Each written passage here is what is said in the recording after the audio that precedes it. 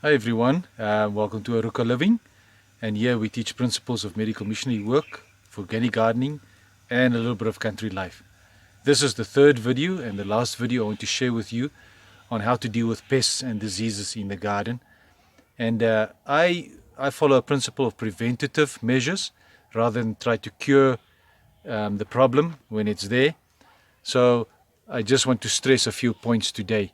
And number one is, in the netting house that I have here, I have found that helps me to keep a lot of the bugs out. It keeps birds out, it keeps the frost out, many other things that is problem. So if you can do that, a netting house would be good, or covering of your vegetables would be good to help you in the seasons where there's a lot of bugs and so forth.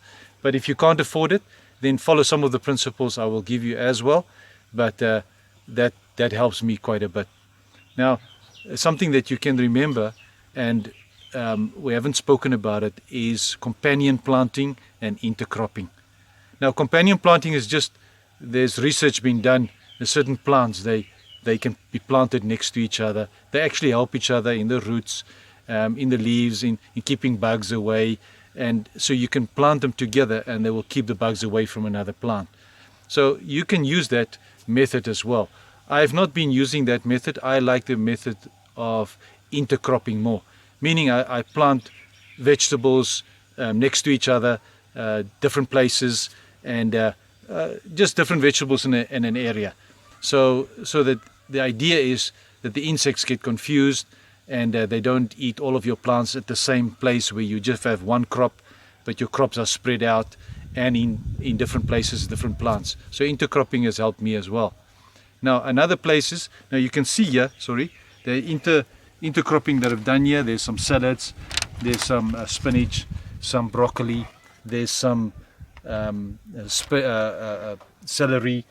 You have some fennel this side, some radish. So sometimes I try to just plant a lot of crops together, and it helps with keeping the bugs away. Then there's crop rotation that you can use. Now, I don't use crop rotation here.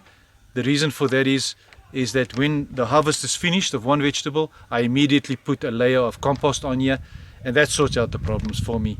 And it's new nutrition in the soil. Put the nutrition back in the soil. So crop rotation doesn't really worry me much, and I found that's not a problem for me. But when you are outside a netting house, bigger areas, it's better to plant different crops at different stages in your soil. You don't want to keep on planting the same crop on the same piece of land. Now, crop rotation more or less works like this, if you can remember that.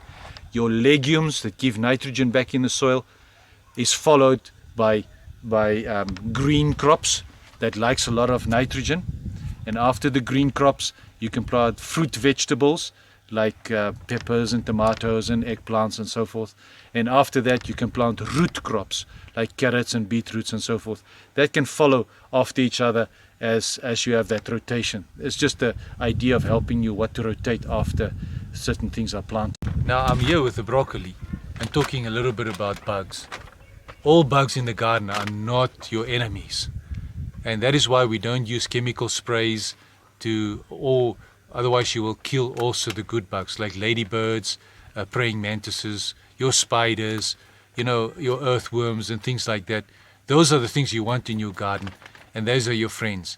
But there are sometimes when there are bugs in your garden, like moths come in and they lay eggs, and those eggs hatch, and there's worms on your plants, or grasshoppers that eat your small plants. Now, how do we deal with these type of things? Well, first of all, you need to be in your garden regularly. Check your leaves. If you see the worms on there, you can just kill the worms straight away. Take them off. And how do you see that? You must open up sometimes to the center of the plant, and sometimes the eggs are laid right there in the center, and the worms go in the center and start eating there. So moths go during the night. They go to your plants, they lay eggs, especially on the cabbage family as well. So those are things you can see on top, and you can remove it by hand, immediately kill the worms and sort out your plants if you see them early enough. Now, here's another worm which is giving me problems in my garden in the raised beds, but also outside. Is called the cutworm. I hope you can see it clearly there. Now, the cutworms, they like to eat your plants, especially when they're small. So when you've planted new plants in your garden and they're still small, the cutworms come and just cut it right on top of the soil, cut it right off, it eats it off. And how do I deal with these guys? Is that I plant more than one plant or seeds in my trays. When the plants are big, there are 2 or 3, 4 plants in a cluster. I plant that together, and then I check my garden regularly. And these guys, they usually eat one plant at a time. So in the morning when I come in, oh, one of those plants have been eaten. You can immediately scratch around the plant and you'll find this guy. Just the next morning, while he was eating during the night. But your other plants still survived, but you can kill this guy and you got rid of the cutworm. So that is if you catch them early and you see a plant has been eaten. So you just scratch around it and get them. There are bugs that eat your tender plants, and it's usually grasshoppers is the culprit, but there are other bugs that also eat the leaves. And how I deal with that is, if possible, get yourself a netting, and when you plant your small plants, put a netting over till the plants are a little bit bigger, because they like more of the tender plants and they can eat it within a moment. They can eat your plant. But when your plant is bigger, they eat maybe part of the leaf and then go away, and you don't lose your plant. But you can also use some sprays, things like mint spray, some garlic spray, some pepper spray, some aloe spray, things that have a strong smell, basil. You can regularly get you a spray can, make a mixture in the spray can, dilute it, check it on your plants as you spray it, that it doesn't hurt the plant. But those type of strong plants, and you make a spray out of it, can confuse the insects. And so spray it regularly on your plants, because in rainy season it washes off. So maybe every day, every second day, go spray one of those strong smelling juices on here, and that will also help keeping them away. Now in rainy season you may get fungi problems, especially if you have a long rainy season. It rains a lot and doesn't give you a break. You may get fungi, especially on your tomatoes, but on many other plants as well. How do you deal with fungi? Make sure the tomatoes are not planted close to each other. Right? There must be airflow in your plants so that it can dry quickly after it's rained, so it doesn't form the fungi. But you can use copper sulfate. You can make a mixture of copper sulfate, which you buy from an agricultural shop. Spray the copper sulfate as a preventative measure. I have used also vinegar before, but you need to be careful.